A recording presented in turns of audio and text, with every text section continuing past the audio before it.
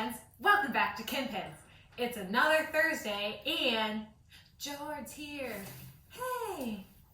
Yeah, that means we're taste testing. Hey! When I'm here, that means talking food's about video games. George's here. I'm still working on the theme song, but George's here. Hi. Which means we're taste testing some stuff I made off Pinterest and talking about movies, TVs, and video games. And today we're talking about video games. Yeah, on the game, as we like to say.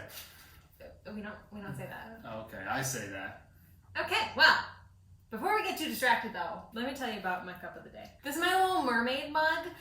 Mom got this for me. I get lots of compliments on it when I bring it to our Monday meetings at work. Jordan! All right, How about yes. So my cup, I believe you've talked about this on your channel. It was an episode that I wasn't on. So this is the Black Panther cup here. So I like Black Panther a lot. Yeah, I remember seeing this. Yeah, I remember seeing this movie by myself. I saw a lot of these Marvel movies by myself. This came out before Kim and I even knew who each other were. You know, I'd be very upset if they came out after we knew each other and he went to see them by himself. Yeah. So we'd have some words. Yeah, Black Panther. Do you know how this household came to have this cup? Probably another Alamo thing. It's either Alamo or Pinballs. That's all of our cups. Or Mom. Yeah, Alamo and Pinballs or Mom. Keep them coming, Mom. You know I love my beverage containers of all kinds. We have a mug problem. We do not have a mug problem. Help us. There's a mug problem. I'm going to cut this out. All right, well today I made chocolate chip Blondies. Now, this was super easy. This was all things that I had in my pantry. Pro tip, keep a bag of chocolate chips on hand because then they will probably have everything you need for chocolate chip cookies at any time. So I will personally be judging these against America's Test Kitchen Ultimate Chocolate Chip Cookie Recipe. But this was way easier, so if this can hold up against those, I would be doing this instead. And then if you don't cut it up into pieces, you can have just one, but eat the whole tray. There's another pro tip for you. I don't think anything went wrong on this recipe. I almost forgot to put the chocolate chips on top. I'm liking the look of these. But let's try it and find out. I'm gonna be making these all the time. Yeah, that's really good. Are they as good as the America's Test Kitchen ones? No, there's a lot of subtleties of flavor in that one that isn't here with the brown butter. But for your, I eat Chips Ahoy cookies more than I care to admit, so these are miles above those. Nice texture to them. I feel like Paul Hawley would. He wishes he had that baking knowledge. A+ recipe, link below. Now today, we're going to talk about, more in depth, some video games that we've been playing. Joy, what have you been playing recently? So I've been going back to some other games, and I have been replaying The Last of Us Part 2. The thing about The Last of Us is they're the worst games I've ever played when it comes to tension. I won't necessarily call the games fun. They're not really fun to play. The story. Is that because there's too much tension and you're stressed out? Maybe, I don't know, but it's still, there's something about it that makes me want to keep progressing. There are other games that are more fun to play, sure, but every interaction in The Last of Us, if you approach them like a puzzle, it's I got to get from this part to this part and figuring out the patterns of the enemies and stuff. I don't know, but Part 2 is definitely way more stressful. Much more dark, in tone. Oh yeah. But I will say with The Last of Us, regardless of how stressful they are, I will always come back to them. Ellie and Joel are close to George's heart. Yeah, no, they are. Or Joel. They are. Yeah, that was... Well, I know with Part 2, a lot of people... So yeah, spoiler alert if you don't want to, Spoilers! So when Joel dies, so you play as Joel in the first one, and then when Joel dies in the second one, and then you're playing as Ellie, initially fans were outraged. They were how can you kill Joel and stuff? And then... Because then that's how you do a deep cut to your players, right? Mm-hmm. You get them right here. And then it doubles down, and it's oh, no, we're not done. Not only is Joel dead, not only have you been playing as Ellie for the first half of the game, for the second half, you are now playing as Joel's killer. A woman that you hate at the very beginning, but grow to love by the end.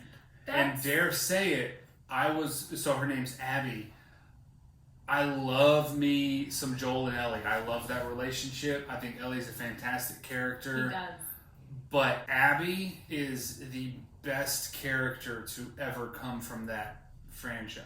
Do you feel like that's, well, with part 2, it's really like, first of all, revenge killing will get you nothing, is what we learned graves. From part 2. So for me, with The Last of Us part 1 and part 2, I don't think I'd ever want to play those games, but I love watching them. That's for sure. And he turned it on the other night, and I was kind of like not paying attention, like maybe falling asleep to take a nap, and I was immediately like, "You're playing Last of Us, aren't you?" I hear Ellie. Yeah, I can tell by her grunts. Yeah, she hadn't said anything. Yeah. So it's really interesting from that standpoint. Was I sad when Joel died? You betcha. And I wasn't even fully invested as someone who had played the game. I had only watched it. And it's so interesting how it makes you feel about Ellie, about Abby, and about the whole, like this whole world. In game 1, it felt very black and white. It was like Joel and Ellie are going through here, and then there's like the Apocalypse Raiders, and like they are the bad guys, no questions asked. And then in the second one, it really plays with that, and it's like everybody it's like two sides to everything. Naughty Dog are the ones who developed the game. They even said that, you know, the first game was all about love. So this is Neil Druckmann, who's the director of both of them. He said the first game's all about love, the second game is all about hate. Years before the second one came out, like, he kind of was prepping us, and he even said, he was like, look, not everyone is going to like this game. You know, like, there are people who do not like this game, whether it's you're stressed out playing it. I mean, like I am, but I still love them. Or whether, like, you're upset at the story decisions you made. And that, I think, is what I love about them so much, is that, you know, the things, the stories that both games present, the questions that they ask. Like you just said, you know, you have this in the first one, you're like, hey, you know, I'm a good guy, everyone else is a bad guy, because that's how video games work. But Joel was killing a whole lot of people. Yeah, and then no questions asked. No, not at all. And then you learn, like, oh well, he kind of, like, it was, it's sad that he you know got taken out like that. But he kind of had it coming. Do you know what I mean? Like, he kind of deserved, like, he did some awful things. Well, and I think like maybe deserve it is a strong word, but then it even like. Well, that's what I mean. Like, so, when you play Abby's arc, it's like, yeah, I mean, I can kind of understand. You can totally see Abby's point of view through all of that. And I think that the whole time he's playing these games, like even the first one, I'm like, no one's gonna talk to each other. No one's gonna like, hey, I'm just trying to get through this town. Maybe don't steal all my stuff. And in the second one, it's even more. It's like, just talk. Sorry, those claps are probably loud. Just talk to each other. No, I mean, they're really great games. I think they push the medium forward. You know, you know, for those of you who have a PlayStation, check them out. If you don't, YouTube, like, there are people who have compiled all the clips of the game story, like, on YouTube, and you can just watch those. Yeah, so that's what I've been doing. All right, and what about you? Well, fam, I recently played, and I know it's old, but I finally finished the Breath of the Wild DLC, the Champions Ballad. I hadn't done the Champions Ballad because I had started it after I beat the game. It's got many stages, and the first stage is you go back to the Great Plateau, and you get a one-hit obliterator, which is a weapon, but it drains all your health, which also means that one hit and you're dead. So that was stressful. But I did go through and I killed all the enemy camps, and then that pops up 4 shrines, and you still only have one hit. So the shrines, there was this one that now shrines in Breath of the Wild take me max, maybe 5 attempts. This one I must have done like 20. And that is just testing my patience. So I had started it, and then I put it down for a long time because I was pissed. So you go and you do those shrines on the plateau, which that's kind of like just the very beginning. It doesn't really get into the champions. So what it's essentially getting at is more of the story of the champions. Now, Breath of the Wild, it is possibly the best video game. But the thing with Breath of the Wild is that the story of it, it's not about what's happening then. The interesting part to that story is what happened 100 years before. So you're talking about like the parrying. lore. Yeah. But the Champions Ballad gets way more into them when they were asked to be champions, their relationship with Zelda, and then it also gives you access to their diaries, which tells you just even more of the story there, which is... It was just sad. If y'all don't know, and you'll find I'm not spoiling anything about Breath of the Wild, but like the champions are dead. Link wakes up and they had lost 100 years ago, and everybody's dead but him. It's real sad. They're the only ones left that were alive 100 years ago when he started this journey to defeat Calamity Ganon. Man. Yeah, real sad. He's got to recover all of his memories. So like the whole Breath of the Wild's whole story is told through Link regaining these memories. Again, it's like not the story of what's happening then. It's very weird but fun. Oh, I didn't know that. But they're for real dead in the game. They're for real dead. They are dead. I didn't know that. That's No, really you know sad. that? Yeah. No, I thought I'm like legit learning something. I'm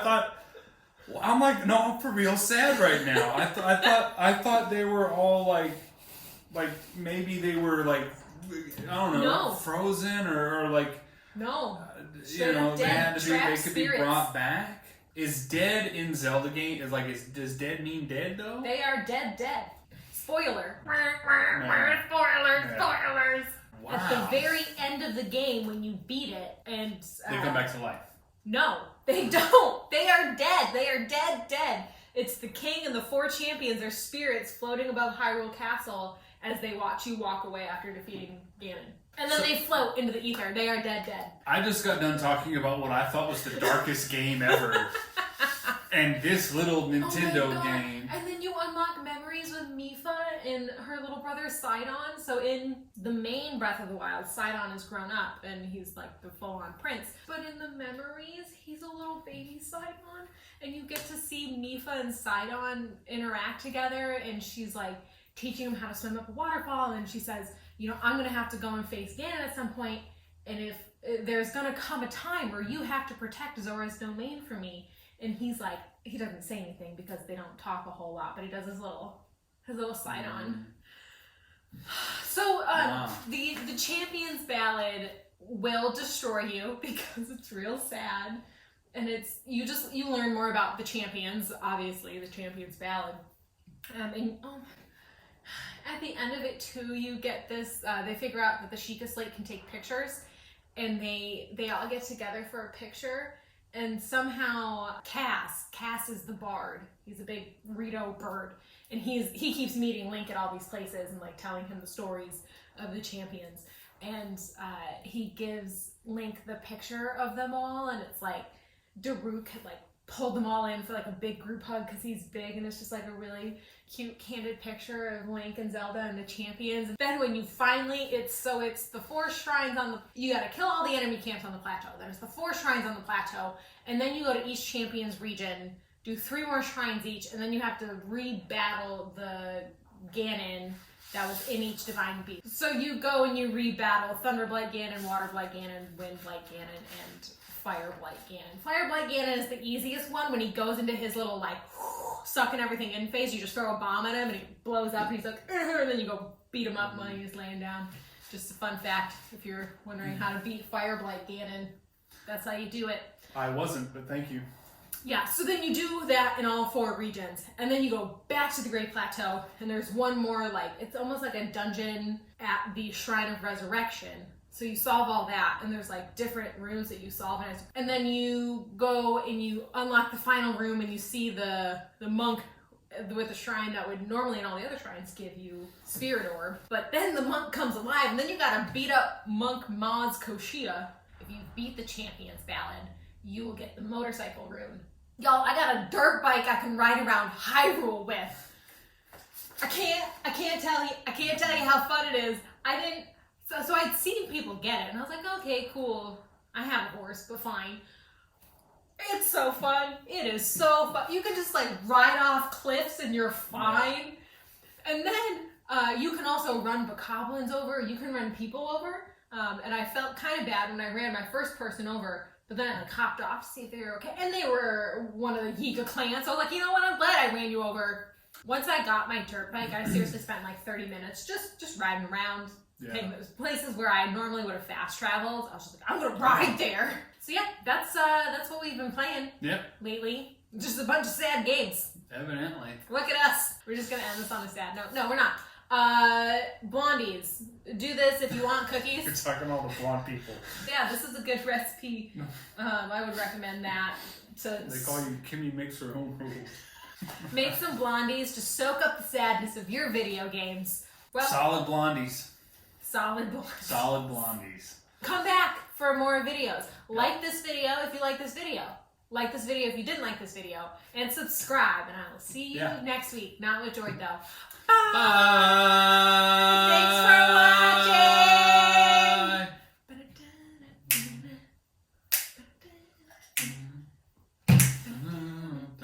Jordan is here.